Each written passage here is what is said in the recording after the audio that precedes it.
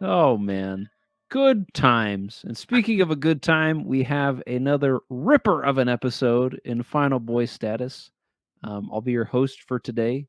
I am Lance and Lappin.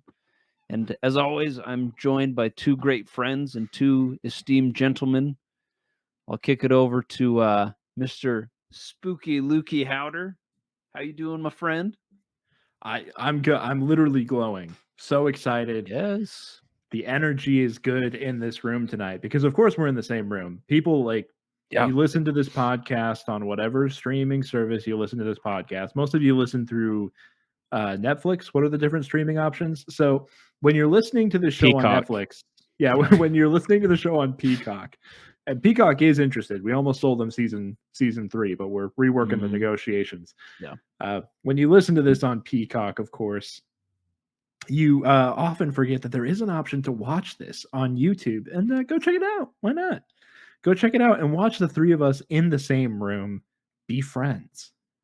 That's right. What was the That is question? right. Oh, goodness. And speaking of another friend, my main man, Mr. Adam Ooh, Bone. How I'm are the you, main sir? man. I'm good. I'm good knowing that I'm the main man. Oh, you made it very clear in a lot of contracts. It's true. Main man Adam Bone. That is my legal name. That's what you have to say. You made it clear in contracts and in checks, like the literal Normal checks we are checks. handed for doing this show. Pay to the order of main man Adam Bone. Yeah. You know how on TV sets they have a call sheet and somebody gets to be number one on the call sheet? Adam actually hand makes our call sheets for this podcast. He makes himself number one and number two. He leaves number 3 blank. Lanson is 4 and I'm Sweet. 7. But in fairness, I told him 7 was my lucky number. Well, that's You never know when Vincent's gonna stop by. It's been a while since we've True. seen him, so I wanted know to keep what's some going on spots with that guy. open. Yeah, no, that's fair. That's fair. You're always talking about we need to leave a spot open for Freddie Prinze Jr. to come on and defend himself from Come on with a gun and save the day.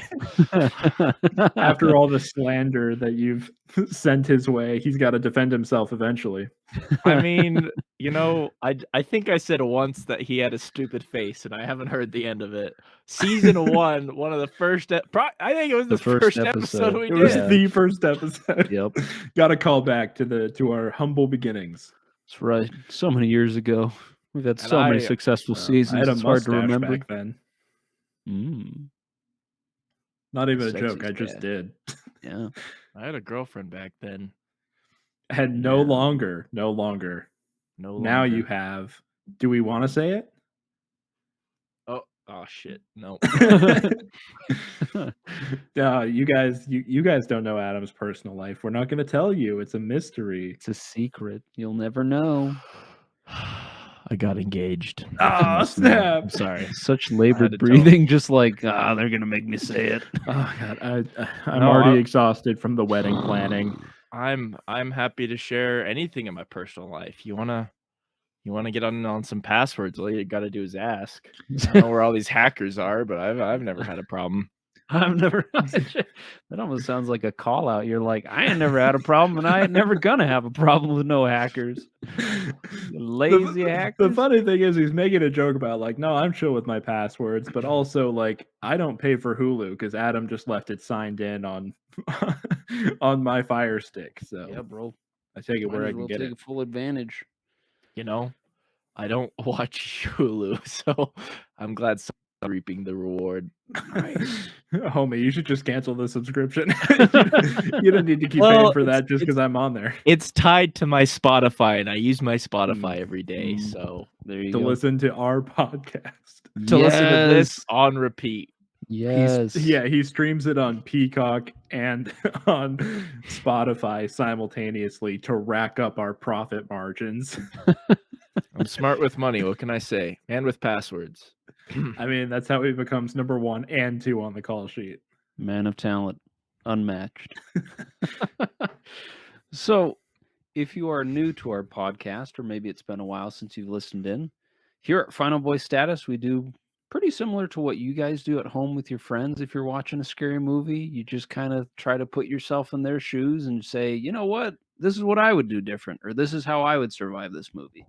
So yeah, just three average Joes, three friends having fun, having a good time. So welcome to another episode. And we have a great movie to talk about. And that movie, I'll kind of let Adam, if you wouldn't mind, maybe introducing it, maybe giving a reason why you chose it, and maybe just a little bit of a summary of what it's all about.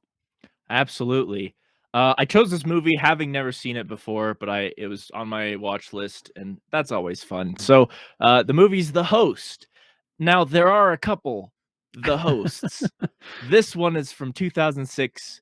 It's directed by Bong Joon-ho, and it was on my radar because I'm a fan of Bong Joon-ho. Ever since I saw Snowpiercer, I just thought that was a great movie, and then he did obviously Parasite, which really, I mean, just swept the Academy Awards. And if you haven't heard of it, you've been living under a rock.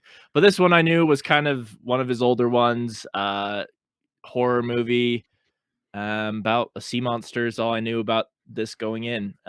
So I mean, we're going to be spoiling things throughout this, but I'll keep the summary semi vague. There's a sea monster, and it captures a girl whose father is a convenience store worker, and he tries to find her and save her.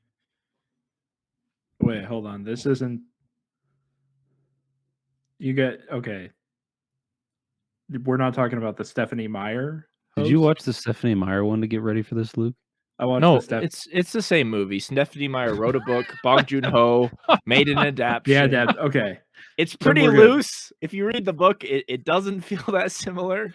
No. Yeah. He took some liberties. He took some creative some liberties. The setting, the language, everything.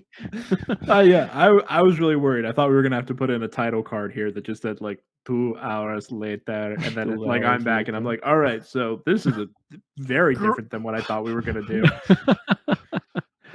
Oh man, that is awesome. Goodness. Well, thank you, Adam, for that introduction. So let's kind of just talk about just kind of our general thoughts on the movie, what we liked, what we didn't like, and just kind of, give our opinions. Mr. Luke, how about you go first? What did you think of the movie? What did you like? What didn't you like? I really liked this movie. I just really got sucked in. I was really involved. Obviously, I mean, we already said it, but heavy spoiler alert. If you haven't seen the movie, like, go check it out. It was free to watch on YouTube, which is insane. It was insane that this was free to watch, because this is one of like the higher end horror movies we've ever talked about. Like, we should have paid to see this and not paid to see I'll Always Know What You Did Last Summer. That's the correct order of things. But we paid for that. Well, yeah, I bought a DVD for like $5, so I'm not. I'm not sweating it big time, but that's $5 more than I spent to watch this movie. That's why Luke had to leave Utah. He was in so much debt to the wrong people. With my DVD brokers, man, too many back alley deals with a guy opening up his trench coat, going, "You see these DVDs I got? You want one of these bad boys?" You're still looking for that DVD. Got a copy of The Departed, filmed awkwardly on a camcorder in a movie theater. The Departed. Yeah, the whole climax of the movie you don't see because an usher came in, so he tucked the camcorder into his jacket pocket, but you can hear what's going on, so it's the same. The same, yeah, same thing. No, like, for real, go watch this movie. It's awesome. I think for me, just the big thing that occurred, I was so jealous when Adam said this movie. I was right away like, Lance and Adam just had such good picks back to back, and I knew my pick was coming up, and I like broke out in a sweat because I was like, these guys nailed it. This is too good. We haven't touched like Asian horror at all. We haven't gone anywhere near it. And what I love about this movie is it knows what a monster horror movie should be, and it doesn't care about being that movie. It is like literally every rule in the book. Bong Joon-ho was like, let's do the opposite of that. The protagonist is not cool. He's not like some super shredded guy. He's like the most average. He's honestly a little below average. He's honestly a bit of a Yeah. loser. Which Yeah. Kind of and sucks. that's not the actor, that's the character. Right. Yeah. And like it absolutely. kind of takes place with a family who is like they're just rough and they're not nice to each other, and like it's very, the relationships in the family are very strained, but that makes it feel more real.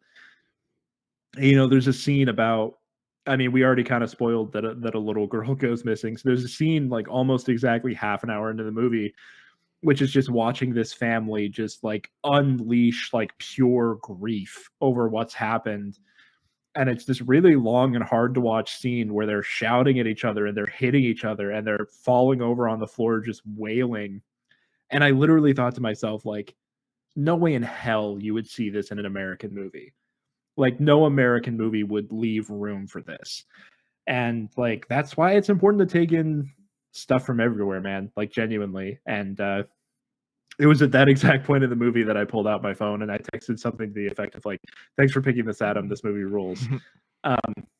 And like you'd think maybe I would start to get let down, you know, like obviously my hopes were set really high early on. At no point in time was I disappointed by this movie. Clearly, like, yeah, he just was really confident in what he was doing. He went and he did the damn thing, and he made a great movie. Highest grossing movie made in South Korea ever. And like, Wow. Didn't know apparently, that. I read that somewhere, and I was like, well, it deserves it. Like, it's so good. Yes. Like they did a statistic or something, and they like based on ticket sales alone, they determined that allowing like a small margin of error, that like over 20% of the South Korean population saw this movie, which was like unheard of. So like, yeah, it's really well made. It's really cool. You know, it was made in 2006 and it was made on a budget. So maybe some of the effects don't look aren't up to like the standards of what we're used to seeing now. I think for the time and for the budget, the effects are really impressive. There's some practical effects towards the end, especially, that I thought were really rad. But and again, like reading what I read about this movie, the budget was so low that the fact that there was a creature at all like is kind of a marvel and an achievement.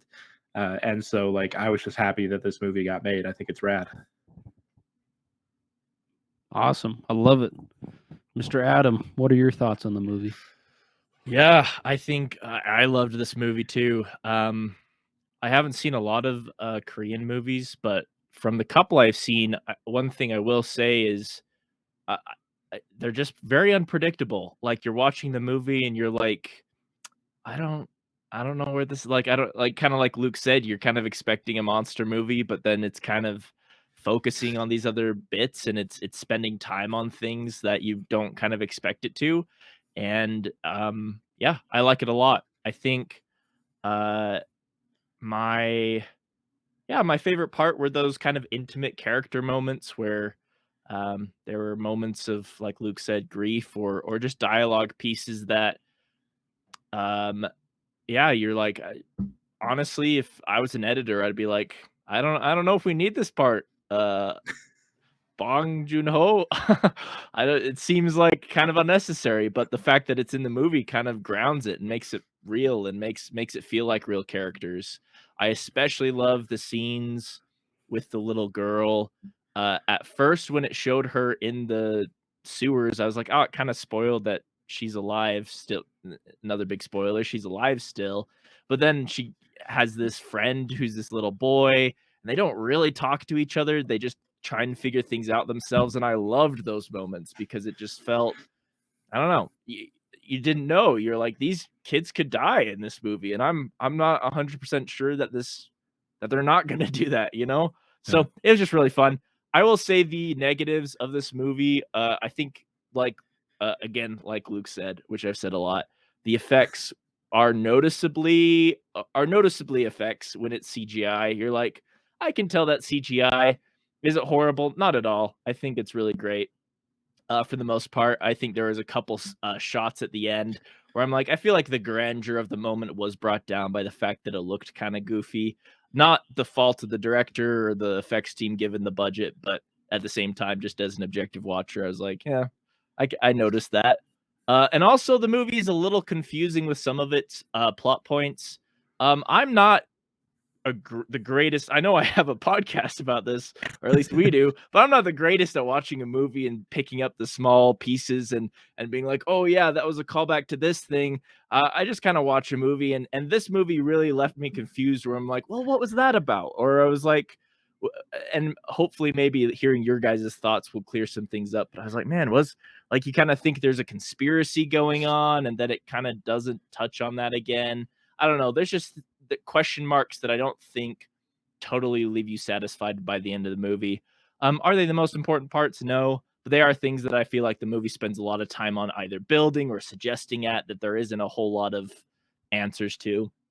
But other than that, again, really fun movie. Don't know where it's going. I thought the end climax with the Molotovs and the bow, it was just super fun and fulfilling. So Yeah. I like What it. what about you, Lappin? What do you got? What are you thinking? Yeah. Yeah, I feel like I'm just going to echo what you guys said, but I'll try to be original if I can. But yes, I definitely would agree.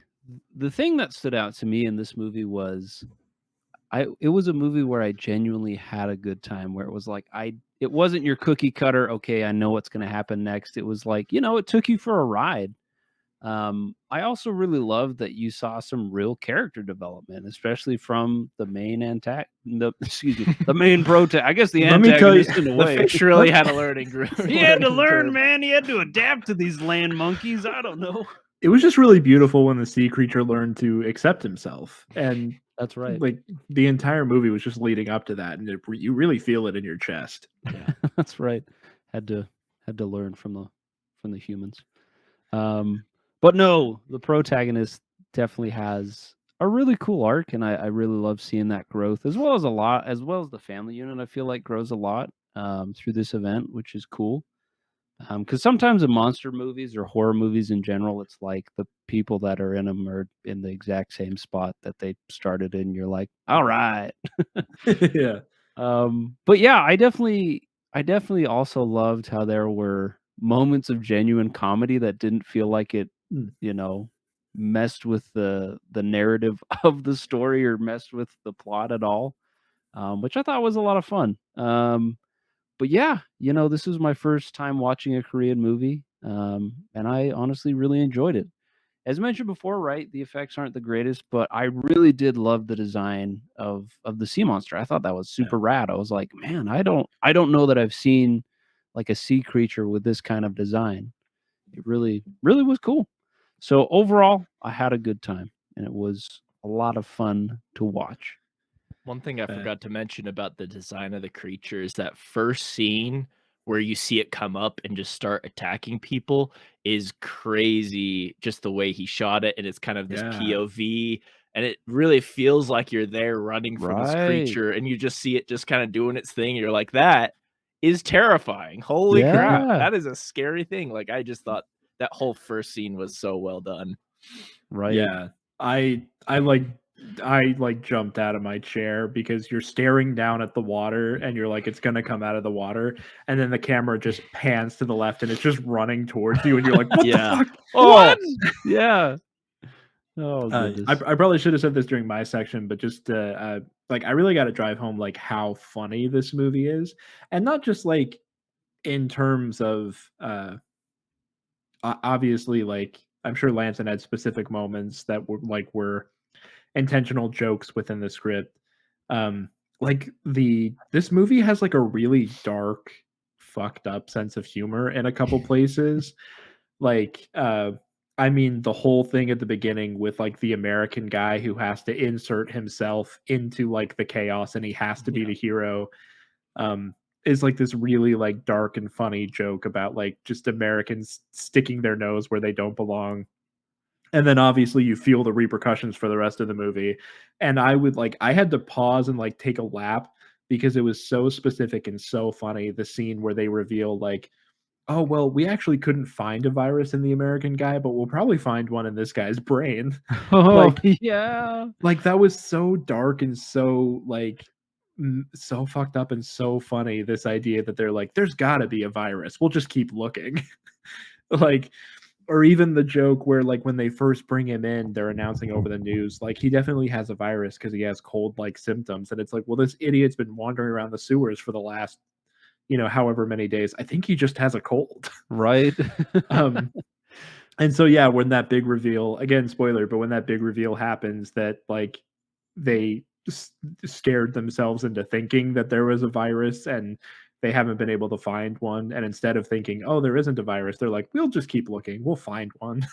It's Like, there. yeah, it was so dark and it was so weird and funny, that yeah, I couldn't help but like find moments like that too. Like there was some like really weird darkness to this, some like, really weird dark jokes to this movie. Like even in that first scene we're talking about, there's like that great part right there where it's like running around. The first kill of the movie is a guy getting like tail swapped into the water, and they give him the Wilhelm like Star Wars, and it's so funny. Yeah. So yeah, like I really, this movie had kind of a messed up sense of humor, and I was digging it. Absolutely. I love it. All right. So now that we've kind of given a little bit of our general thoughts on the movie, we're going to shift gears a little bit and talk more about survival, since this is kind of a horror movie survival podcast. So yeah, usually we like to talk about our killer, or it could be our antagonist. Not all horror movies are the same, but why don't we just kind of open the room up for a little bit of discussion about the antagonist, a little bit about the strengths, some of the weaknesses, in consideration to us surviving this movie. Well, it's a crazy creature. It's got Nuts. I kind of don't know how to explain it. It's got the crazy mouth and Yes. a tail that can just grab you. That's a very able tail. It's very big, very slimy. It's got a lot going for it. It's also got like feet, so it can actually like legs where it can actually run on land and actually like is very mobile. So that's terrifying. Yeah. It's a classic case of a fish just popping up on the shore and going, I think I'm gonna walk now. I know, right? Evolution at its finest. Like our ancestors of old. That's right. But yeah, I mean, something Grandpa. Grandpa, Grandpa Fisherton. It's me of the fisher folk. Sorry. I don't know where No, that you're came from. good. You're good. What are you talking about, Luke? This podcast is no fun. I don't want anybody to laugh or smile. So anyway, if you break down the social commentary and what the director's trying to say about the divide between America and Korea, I think you'll find that there's a really interesting discussion there. Nerd. Please ignore him. So anyway, Bueller. Anybody? Yeah, so anyway, if we're focusing on the strengths of the creature, this is a tough creature. Like, it's something where you have to, like, even in the first of the movie, like they basically take like a freaking stop sign or like a crosswalk sign and try to smash it over the head with concrete. That doesn't do anything.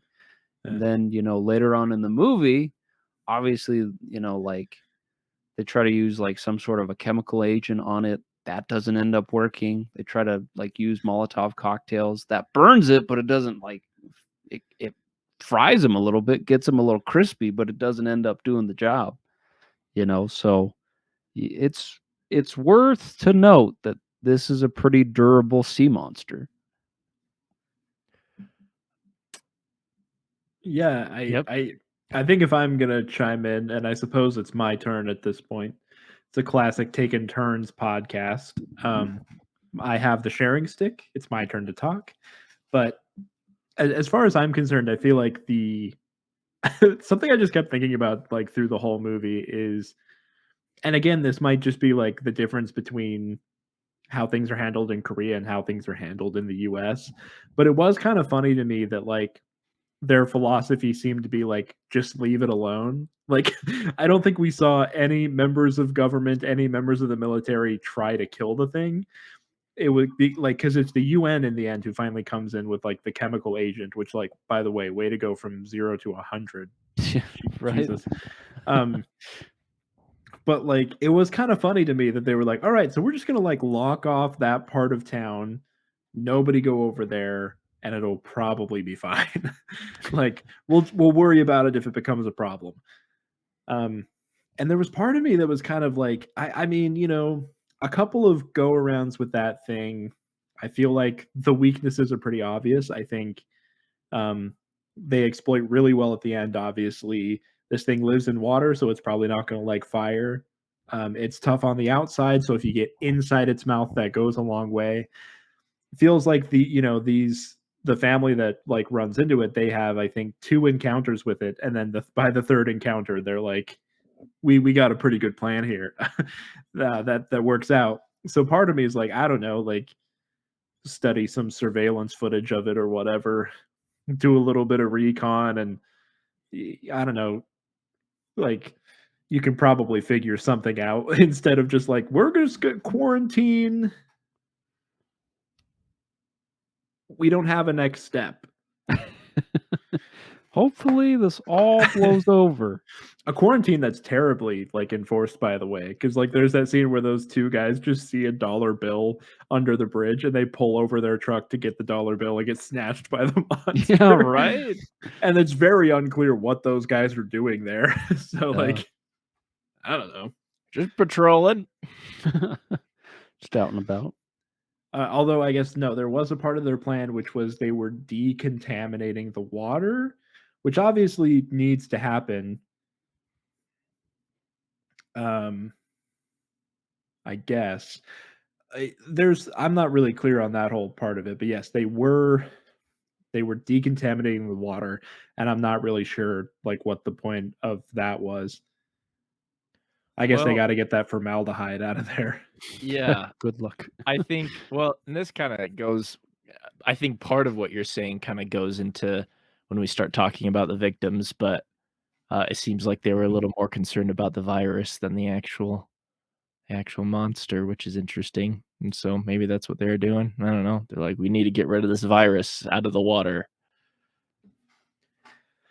Yeah, there's sort of an environmental undertone to this movie, which is like, with no disrespect to what the filmmakers intended, because I can't speak to what they intended with the like environmental undertone. I feel like that undertone would be a lot more impactful if this creature was at all naturally occurring.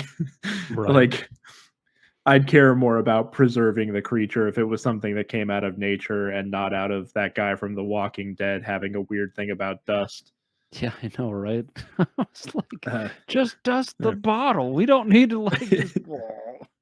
bit of a bummer here. In case you guys didn't know, that was a real thing that happened in Korea. That was a real thing that was written into the script. Was some arrogant American saw dust on some bottles of formaldehyde, decided the formaldehyde was contaminated, and ordered a subordinate to dump it into a drain that he knew led into that exact river. So that was a real thing that happened, Wow. unfortunately. Wow. And yeah, that guy, I think, eventually saw a trial in South Korea, but it took a long time and it was a whole big mess. So, not to undercut the environmental undertone of this movie, I think it's important. And the fact that it's based on a real story, like, is fucked up, because I remember watching that and being like, oh my gosh, like, that's terrible. Like, and part of me was thinking, like, that's a really like big swing for this movie to take to try and convince us that people would just willy-nilly dump chemicals into this river. No, that happened. That for real happened. But little did we know. It was one of those things where I was like, this is bold. Like, it's fiction, but it feels like it could happen. And it did. It did. So yeah, like this virus that ends up not being real is a big concern of theirs. They're not necessarily concerned with killing the monster, which I think is, again, an interesting point of view for a monster movie to take, because every monster movie is like, how do we kill it? If you please, we can kill it. Oh, and we know we can kill this because they do get some blood out of it at the beginning. it goes on the protagonist's face, which causes him a whole lot of grief. That's right. I think something about this creature too is it's a little unpredictable. Like at the beginning, we do see it just like when it goes into that I forget what it was, if it was like a trailer thing where it just like Yeah. massacres people, there's blood everywhere. But then when we're kind of with the two or the kid, it's like, wow, it's like kind of just like throwing people up into this thing. It doesn't seem to be like totally murking them, and then it throws up all those bones and you're like, oh no, it's just killing people, man. So you don't know if you're gonna get eaten, dissolved, crushed, or if you're just gonna be in the sewers alive. I don't know. Well, it's very animalistic. It's like, I'm not hungry right now. Okay, now I am, sort of thing going on. Yeah, like the hunting pattern is distinct in that clearly there seems to be a running thing with this creature, which is it has a slow digestion. So, like, if it attacks a group of people, like one of them is a meal, but then the rest get like saved for later. You know, it has Right. its little sewer grate as like a sea monster Tupperware, and it's saving some snacks for later, and apparently can't digest bones. So, part of me is wondering, like, if something went wrong in the regurgitation process, could this thing just like have a Just chug it. bone loose in the body and die that way through infection? That's right. Femur tears up like part of its stomach wall, and it's just down That's for the it. count. After all that, taken down by a thigh bone. No, I think if I'm I mean I kind of already made this point, but I think I'm gonna try to give the viewers moving forward. I'm gonna try to give the viewers more insight into how I start making my plan. I think we've kind of identified a few key things about the monster. I feel like the reliable thing is we know that the outside of it's tough, but we have a good sense that the inside isn't. And Right. so I feel like that's my avenue in as I'm making my plan Nice. is um I but feel like a yeah, Jonah story is coming up. I don't know. but then Maybe. like the difficult part about that though is like I said with that slow digestion, like it does still have to regurgitate the bones up every once in a while. So like but it is definitely a slow digestion because it eats two kids at the spoiler eats two kids at the end, has it in its mouth for like a solid who knows how long an amount of time, and like the guy is still able to pull them out and they're not like digested yet. Like Right. so clearly pretty slow working there. I think another I mean, this is a pretty big river, but it's still just a river, so it's not like you're looking for it's not like Jaws, you know. It's here. We know it's and at least for the protagonist, you know, there's sewers. So I think there's a small area that it is in, and you know generally in this area it's there. It's still not that that's easy, but I think it could be harder. It's Yeah. I think it's easy to find generally if you're just walking Yeah. around patrolling for no reason. It'll probably find you. So Yeah, I don't know that the situation warranted the Mothra cocoon looking chemical agent that they unloaded at the end of the movie. Right. I feel like that was an overreaction. I think there was a couple steps skipped in between that. I don't know. A boat and a net, maybe. I don't know. It makes me think of like in Independence Day, there's like that really dramatic scene where like the president brain connects with one of the aliens. And then in the aftermath, he like looks very serious and he goes, "Nuke 'em." And that's like the midpoint of the movie. Like that's a big deal, you know? This movie basically goes like, no, we skip all those steps. Gotta As be soon as sure. we just nuke them right out the gate. That's option one. That's plan A. Yeah. Well, something we know nothing about this creature, so maybe it'll hurt. Maybe it'll hurt it. Maybe it won't. And obviously, it didn't. So you know. So there's that. Yeah, I mean, I feel like there's also the interesting thing too of, like you said, it's very territorial. So in terms of decisions we can make to survive this movie, like if you stay out of its territory, you're probably going to do okay. I, I like honestly, there's a large portion of this movie where the characters are just not by the river and they're totally fine. Yeah, right. Just don't go by water. Like, just kind of stay in the city a little bit. You'll probably be okay. I think, like other movies we've done, this one is a little less as intense, but we do have some human antagonists because they're not only fighting against the monster, they have to go into this quarantine zone and kind of be outlaws, which adds a harder element to it because not only do they have to best the monster, they have to best the eyes of the government and enforcers. So that's just kind of another layer which they do get through the lines not too difficultly, but it is something. I was about to offer a different perspective, which is once you get into the quarantine zone, it seems like there is nobody out there. Like, Yeah. and apparently all you need to do to get into the quarantine zone is bribe a dude. So like, which by the way, talking about like running gags that were really funny, the fact that Grandpa's go-to move is just bribe Just everyone. bribing everybody. Yeah. Yeah, that was funny. That was amazing. And that time it totally works. It's the only time it works, but that time it totally works. Yeah. So I feel like as far as like the human antagonists, they're so concerned with maintaining this quarantine that like once you get into like that closed off area, it seems like you're doing okay. Like Yeah.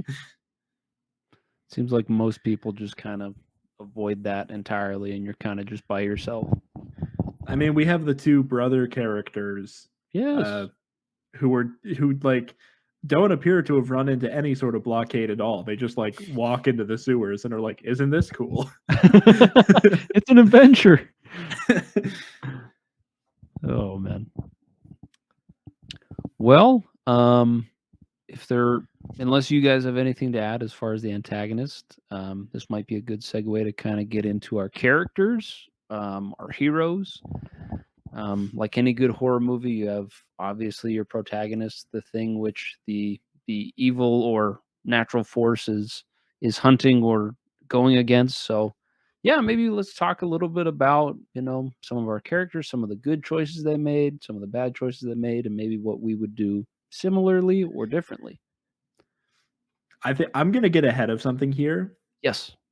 In order to make sure that we are respectful and we don't spend this entire episode mispronouncing Korean names, Yes.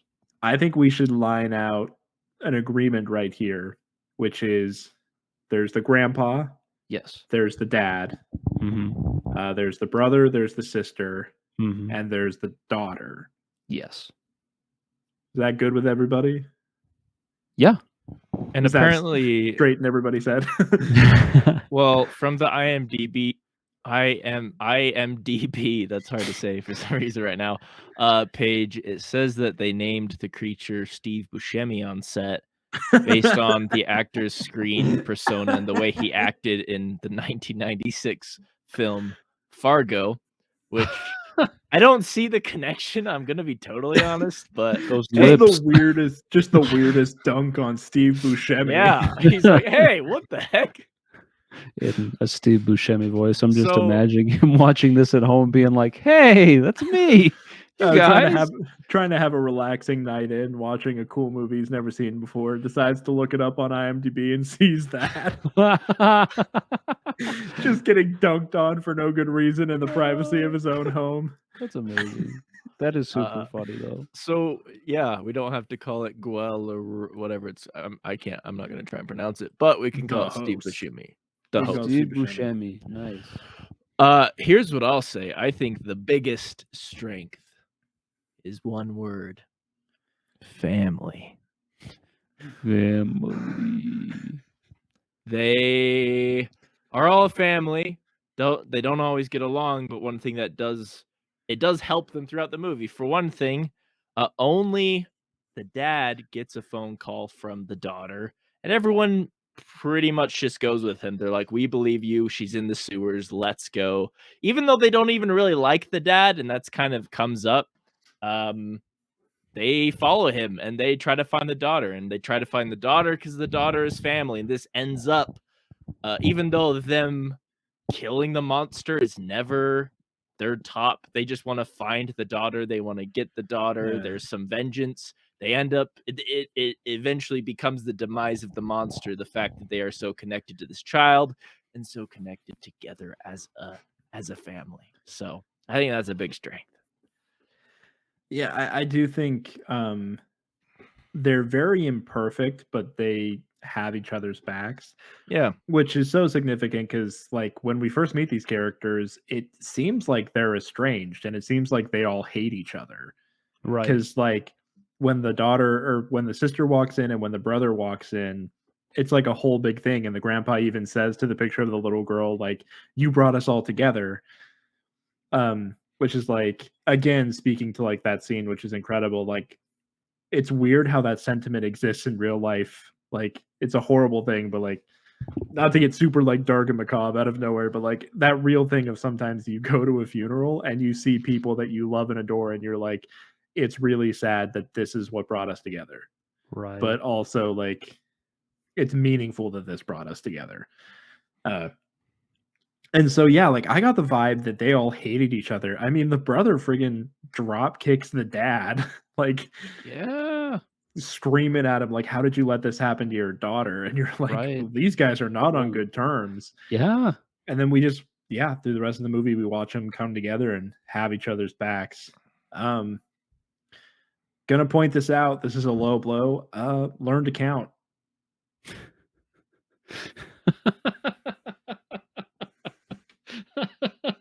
Yeah, right. Right. Yeah, with the gun and the bullets. Oh, just like, I was like, that what he was, talking about? grandpa. There's only Yeah. one creature. What No, are we that counting? was- I get it. There's I get it two now. of them. I mean, obviously, you know that the movie's like leading up to a really sad death. You're thinking Right. he's going to get a shot off, though, and he'll go out triumphant. And nope, Yeah. that was a bummer. And that death was brutal too. Like, friggin', like he's in a WWE match. Just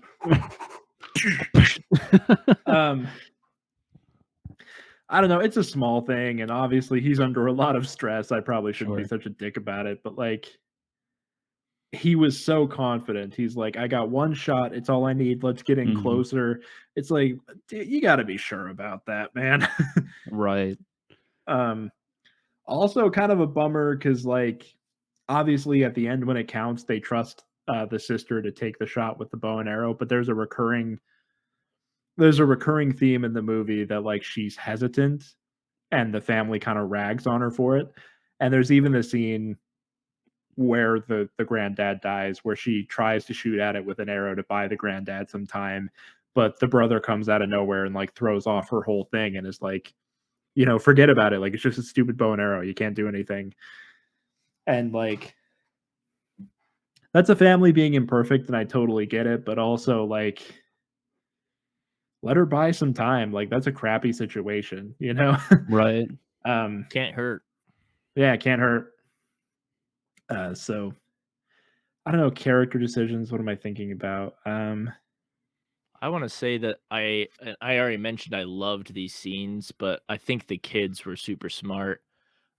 Just Yeah. the way they figured out to tie the clothes together. Even that one scene where she's kind of like facing off with the monster, and she knows the moment she moves, the monster's just gonna attack her. Like, I don't know. I think she was just super on her A game, and the fact that she was alive is just because she was really smart and just was dreaming of that cold beer. So Yeah, that was I mean, yeah. One thing I will bring up is, like, it's kind of a bummer that over halfway through the movie, the brother goes and sees an old friend who can trace the call. And the friend even has a line where he's like, you should have come to me earlier. And I'm like, okay, yeah, why wasn't the plan to go see this guy? Right. no, If that's you- a good if- point. If this option was on the table the whole time, that should have been your first stop before you go into the quarantine zone. Right. Granted, it like ends up with that super cool, like, scene where he puts like the paperclip on the thing, puts the lights out, and like escapes a whole like platoon of dudes. That's pretty rad. But like, yeah, definitely like I don't know. I with scenes like that in particular, screenwriters think they get a pass if they write in a line where like somebody's self-aware. If they write in a line where the guy says, "Oh, you should have come to me earlier. Like, why didn't you think of this sooner?" That's the screenwriter going, "I get a pass for this. You do not get a pass for this. This is an act of convenience, and you know it. Do better." I say to what like 3-time Academy Award winner Bong Joon-ho, be better. as if I hold up a candle to that guy's brilliance. Yeah. But no, that was I like nothing drives me up the wall more than when a writer goes like, "I know this is like I know I know, but I wrote a line in, so now you Right. know I know, so I win." Yeah. I don't like that. Don't do it. If they're right, I know there are a lot. Listen, a lot of young impressionable kids tune into this podcast because they want to know how to write horror movies and how to write really good horror movies. So don't do it. Don't do stuff like that. Don't do. Do you understand? Do you understand? Timothy from Des Moines, listen to me right now. Man, I want to meet this Timothy from Des Moines. Sounds like a cool guy. No, he's not. He's a real monster. God, he's a piece of shit. My monster movie. I'm naming the monster after Timothy from Des Moines. Yeah, Timothy from Des Moines. Make your bed, Timothy. Out. Make your bed and lie in it. Just get those crumbs off there, man. We know about the crumbs. It's not acceptable. You're a grown man, Timothy. Why are you eating just croutons in bed? It's weird, man. Like not even with a salad. Go into a Starbucks to work on your screenplay. Oh, man. Really, all you're doing is going up to random women and going, "Well, I'm working on my screenplay." Want to know what it's about? This works for me. Nice. That's good to know, Adam. That's. I mean, in fairness, he's the one out of the three of us that's engaged, so we should probably. Yeah. I got to go to Starbucks tomorrow. There you go. I got to write screenplay, or at least pretend to. Tell everybody about my screenplay. Yeah, but then at the end, turns out it was him all along. Oh man, sure is hard to be a starving artist. Gonna write a groundbreaking film. Oh, man. But they're gonna notice me for this one for sure. For sure. So I wanted to bring up an interaction, and maybe I missed something in the movie, but when the creature is outside of their trailer and they decide to shoot at it, I feel like that could have been completely avoided. And obviously, like, they are in a high stress, high emotional situation. I understand that. But at the same time, like, with the ammunition that you have and, like, the type of gun that you have, like, go it stealth being mode, but dude. Right, it's not like it's a high-powered rifle. You have a shotgun, which has a limited amount of range, and you're, shooting at the thing. The thing he said that I think is, he's like, it's watching us, and then they look, and he's like, got his face to the air, and so I think I get that they were like, oh, he sees us already, so we better make the first move. But you look at it and you're like, it doesn't look like it's watching you. Like, I agree. I think that was totally avoidable. It didn't seem like it was watching them. I don't know how he had this weird sixth sense where he's like, I can feel it, I don't know. I'm with you. I thought that was a weird decision. Yeah, I don't know that you want to be the person that strikes first. I feel like in the moment it makes sense. Like, you want to still target, and it's going to be a lot easier to find the daughter if you kill the monster first. So might as well. So I do get the appeal. I think the thing that kind of drove me crazy is he gets a shot off. It like goes limp in the grass. And then they all just like go out there and stare at it until it gets up and runs away. And I'm like, shoot it again. Shoot it again. Double tap. Not that these guys necessarily know about the double tap, but like, better safe than sorry, right? I don't know. Yeah. No, I would agree. of the Look, many Steve Buscemi's I put down in my life. You know, you got to double tap. Look, it's a big old shrimp, and you can appreciate it for a second, but you got to take action too. Put that thing on the Barbie, man. Fry it up. You got to put that on the Margot Robbie Barbie. Yeah. Drench it in cocktail sauce. Turn on the Gosling to the grill for the Margot Robbie Barbie, because Gosling, he's also in that movie. Anyway, You use gasoline to do your barbecuing? why not? Gives it quite the sear, I gotta say. Yeah, a really dude. quick, really It's big sear. Yeah, really man. packs in that flavor. Oh yeah. You gas station. I apologize for the Barbie movie reference. It was just they released that image of Ryan Gosling today. So I just revealed when we're recording this, but Yeah, I was like, It's did they make exciting a stuff. sequel to Beyond the Pines? Like, what's going on? Why is he blonde? At least he got that tattoo removed, man. It was kind of weird. Here's a scene I just thought of. I think it was a good scene, but at the same time, I feel like there's some weird decisions. He just got his brain searched, and he's all like acting kind of dumb, and they're just kind of like looking at him. And then he's got the syringe, and he puts it up to the nurse, and he's like, "I'm gonna affect you," and then he's able to escape that way. Smart decision, smart to play dumb and then to get out of there. Whenever I see those kind of scenes, there are moments, and I think it's just kind of like it's a tough scene to choreograph, but there are moments where I'm like, and right there you can shoot him, or right there you can tackle him, or right there like he's got his back to you now. You can tackle the guy, you know? Like I know they're really concerned he's got the needle, but I think there are moments where like all these armed people, not maybe they didn't want to kill him, so maybe that's a thing. I'm not quite sure. But at the same time, it's like all these armed people, he goes through the entire crowd, is able to get out of there just because he's got like a syringe. It was Sunday when I watched it, so some of the minor details are kind of escaping my. It's like a syringe or something with a virus, and he's like, "Get out of here!" And then I'm like, I feel like he shouldn't have gotten away with that. Well, I'm also going to point out he yells as he's climbing into the car, "Don't follow us, or I'm going to stick her with the needle." And I'm like, okay, well, they're not going to listen to that. And apparently they do, because they do not. They did not follow him to the climax of this movie. He was totally alone for the last act. So, like, I thought that was remarkable. The fact that worked. Right. Yeah, is kind of a crazy scene. It was smart, but I don't think it should have been as successful as it was. Yeah. Very smart move. Don't know that it would have actually had results that good. Yeah, exactly. Doesn't work when I try it. I just get mowed down. Freaking go to the plasma center, and I'm like, "Give me the money! Give me all the money in the bag!" They're like, "That's just your blood. What are you doing?" I just get weirdos on the internet that are like, "Squirt it in my mouth, daddy. Give me that blood." You know what? Maybe there does need to be a virus at that point. You're like, all right, Lanson, let's spread it. I'm going to bring this up and you're going to feel real embarrassed. Yeah. There was a virus. What virus? What are you talking about? Oh, yeah, that one. You haven't been paying attention?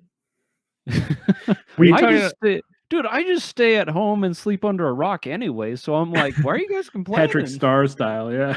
Yeah, pretty much, dude. I'm a freaking hermit, you know. I'm just like, what are you guys complaining for? This is great. This is a dream. Don't you feel silly that you just said, man, we need another virus, and you totally forgot about Ebola? Right. It's very true. Monkeypox. Chickenpox. I'm still worried about that, man. That shingles, it could come back. And isn't that like kind of a scary thought? Like, even if you've had chickenpox, or, and I maybe this is totally wrong. So don't quote me on this, but like, I'm gonna quote you on it. Just like having the chickenpox virus live dormant in you, and then when you're in your 60s, you have this horrible disease flare up back into your life, and it's like, you thought you got rid of me when you were a kid, but I'm gonna totally mess with you when you are a freaking old person. Like, that's kind of, and also shingles, it's a terrible name for a disease of like plywood. What am I, a tile. roof? Caulking. Oh, I Yeah. love to caulk. I know you do. You're very good at it. Everything Thank is you. very watertight. It's really all about the caulk, and I've got the caulk. You got quite a bit of caulk, a big caulk.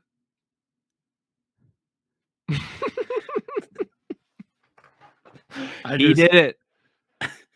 What a rebel. It's a lot of work for a strictly visual joke on a podcast.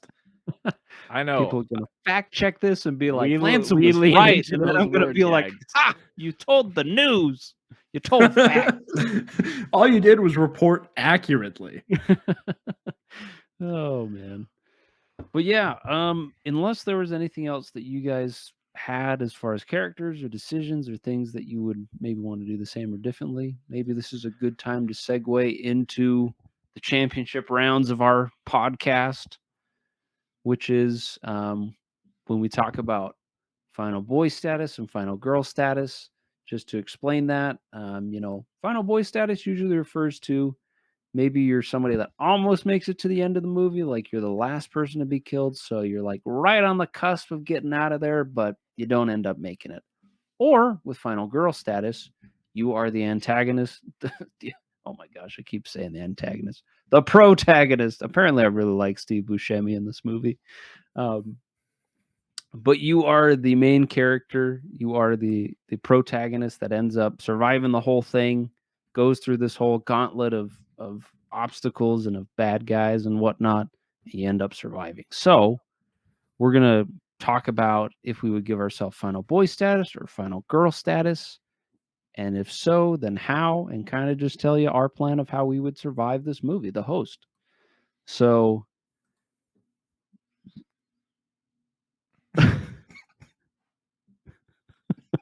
oh my, I love that this is a feature on this, that you can just have like a little a news ribbon go down the bottom of the screen.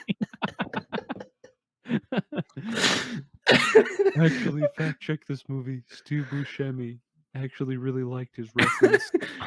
Forget what I said before. But yeah, This is such a stupid bit that I a love huge it. chunk of our audience won't even understand, and I'm crying from laughing so hard. Oh my goodness. So, all right, Adam, let's kind of kick it over to you. So for you, would you give yourself final boy status or final girl status? And if so, how would that go down? I will say you did make a mistake to say if we could be the antagonist, but what an idea for an episode to totally flip the script and say, could we be the villain? I know you do that sometimes, but like not in a literal sense. If I was a big fish dude, could I survive these stupid humans? I don't know. Those Homo sapiens. We'll talk after, but what an incredible idea Lance came up with accidentally. Hey, by me being a total dummy, I've come up with something brilliant. And that's a gift. Don't hide that under a bush. I am gonna give myself final boy status because I think I'm working a convenience shop. I see this big thing kind of cocooned or like hanging off the bridge, and I'm like,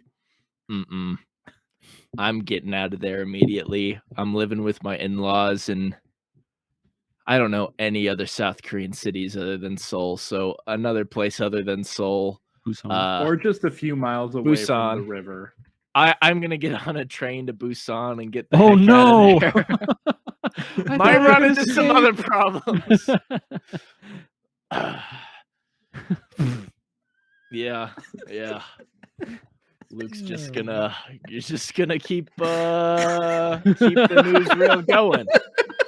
You're just Adam gonna just keep like, the yeah, this 24 is news really cycle funny, going on. dude. You're just gonna keep doing That's this a- bit. That's a Oh, great yeah, joke, man. Glad you're still rolling with this. You're cooking with gas, my friend. Yes, getting traction. It gets better. It gets better with age. It's like a Oh, fine cheese.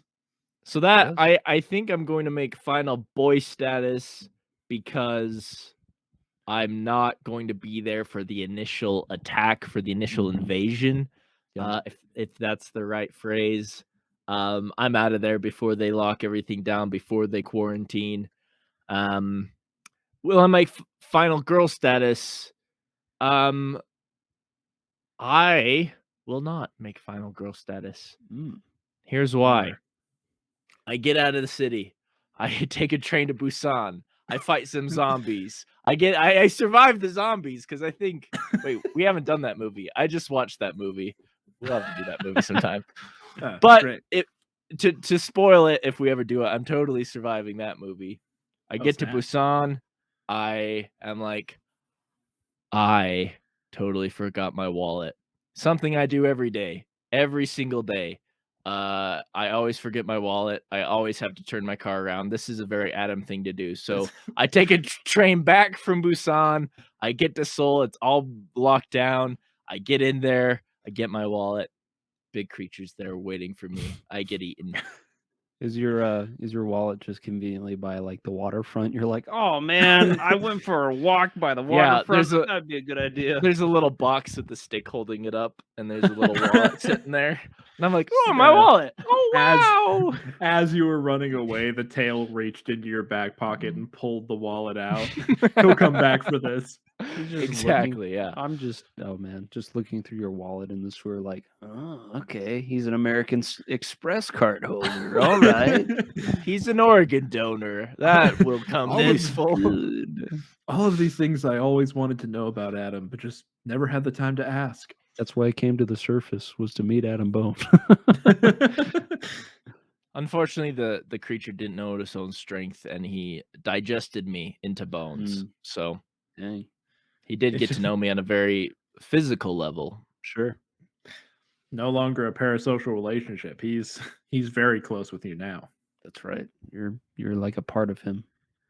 Yeah. Some would say too close. But that's it. Yes, final boy, no final girl. I like it. Well, I'm sad that you don't make it all the way to the end of the movie, but I appreciate your logic. All right, Mr. Luke, are you giving yourself final boy status or final girl status? And if so, how is it going down? Oh, let me tell you about this. I absolutely get final boy status because unlike the American character in this movie, I am a coward. Like it's like, you know, in like Back to the Future when it's like, what's the matter, McFly? Chicken? If you were like, hey, what's the matter, Haueter? Chicken? I'd be like, yep. That's a direct quote. And can I quote you on that though? Yeah, please do. I would love it if you did.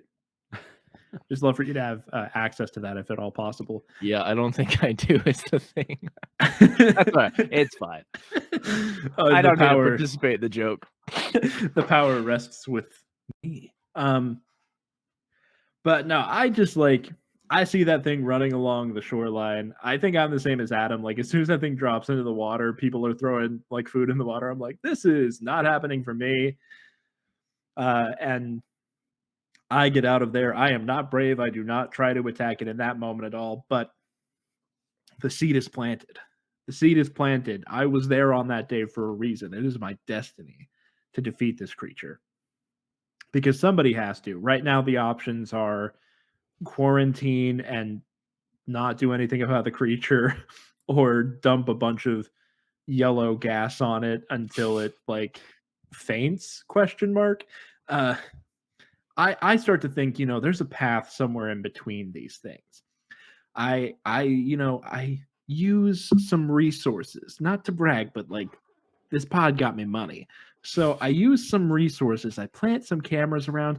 I start to get a sense of this creature's habits, right? Maybe I hear through the grapevine that it's suspected that there are survivors being taken back somewhere within like the sewers or whatever. Just keeping an eye on this thing, getting a sense of its habits. And clearly, like, this thing is just all about food.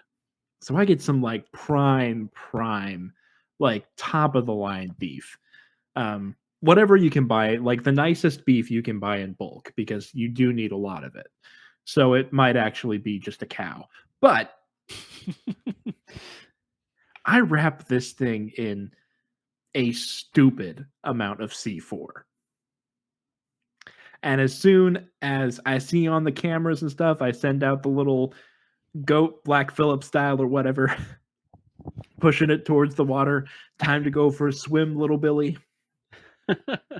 As soon as that creature snaps the prey up and that C4 is inside of that thing's mouth, I detonate, baby.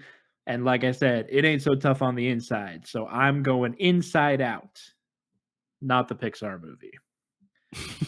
And that is how I achieve final boy status. Final boy status I get because I'm a coward. Final girl status I get because I just get it. Like, this is the best way I could visualize this, but I'm just like getting in there, Yeah. It's like, For those listeners, he's taking his fist and he's got his other hand and he's doing a pushing motion with his fist through the other hand. yeah. If I didn't see that incorrectly. Yeah. So that's like if I was doing it with a full cow. If I wanted a smaller creature, it's kind of like a the two finger. Yeah. and then maybe there's like a medium creature, which is a little more like the Oh boy. Whoa. Wow. And there's always like the minivan option as well, Can I be there for this plan? Can I be the plan? Let me die in glory. Oh, man. But that's my plan for final boy, final girl status. That's where I'm at. I'm making out of this like a bandit, and Good. having some casual fun along the way. That's right. What about you, Lappin? Just some free love, some casual fun. Just having a good time, You're Yeah. only in Korea once. I don't know. It's true. I guess you could be there more times if you wanted to. Seems like a dope country, so you may just stay there. Famously, when you leave, they're like, you cannot return. You can never return. It's a one-time only deal, man. Oh, goodness. But yes, I will give myself final boy status. Final girl status, I don't think I'll make it to final girl status. And let me tell you. Whoa! What? This is the first time Whoa! for Lansing? So let me explain. So what you have to know in this situation is that I do die. I do sacrifice myself. So here's how it goes down. You may not know this about my family tree, but it kind of has a dark history because you see, my grandparents were cousins, and this is on my mother's side. She's changed her maiden name. Her maiden name was Voorhees. And so something that we're known as is being frog people, having these special mutations due to our inbreeding, where we have like webbed hands, webbed feet. We kind of got the gills action, which is not like, it's not straight up like a frog. Like there is some fish in there too, Yeah. But we definitely are slimy, like frogs, but maybe it's not so much slime. It's more like mucus, and it's more just a healthy part of keeping our skin nice and moist. But anyway, so I am a mutant due to inbreeding, due to incest of my grandparents, of the Voorhees. And so, and one of the things that I know about myself is that, I've been given a certain amount of time to enjoy my life. By the tender age of 26, I'm a goner, man. My skin will just shrivel up and I'll just croak, So I try to enjoy my life to the best of my ability. I end up being able to be fortunate enough to visit a place that's on my bucket list, which is South Korea. And so I'm having a great time, just trying to take in the culture, meeting a lot of great people. But then one sunny day, while I'm on the beachfront, just kind of soaking myself with my froggy boy skin, I see that there's this mutant thing coming across the boardwalk there. The town ain't big enough for two mutants. That's right, the riverfront. And part of me is scared, but part of me is also like, family. So I started thinking to myself, I'm like, is Steve Buscemi and I, are we any different that much? Both of us were mistakes created by the choices of people, one by formaldehyde, the other by fornication due to your cousin. And so I started thinking, I'm like, what is my purpose in this? What is my obligation in this? Life is not great because it is long, but it is great because it is short, and you have to live up the moments as much as you can. And so I decide, you know what? from my opus, my grand finale, I'm gonna do something for the people of Korea that have been so great to me. So, I'm very well versed in sea creature communications. That's kind of just built into my DNA. And so I start communicating with this guy. We're swimming together. He and I become friends. It's kind of a real, at the end of this whole thing, it kind of turns into a mice and men sort of a situation where I'm like, I got to put this guy out of his misery and myself out of my own misery. I want to go out on my terms. So I just opened my webbed arms. I got like webbing right here too. And I'm just like, bring it home, big boy Steve Buscemi. Like you've just been misunderstood. You've been in the cold darkness too long. Bring it in. But strapped to me is like a lot of C4 and napalm, like an ungodly amount. Napalm. Oh man. Because I'm like, I understand what it's like to be a froggy boy. You don't want napalm, or even if you're not a froggy boy, you don't want napalm on you and have that stuff ignite. So anyway, as people watch and as that agent yellow fart cloud, whatever it is, as it falls, we embrace and just, and that's the end of it for me. But at the end credits scene, as everybody is looking at this little scorch mark right next to the riverfront, they see these two webbed feet just kind of swim down the river. And that's the ending of The Host for me. Had a baby? No, it's me. I didn't. It's just me. He didn't die. He actually got away. Life finds a way, man.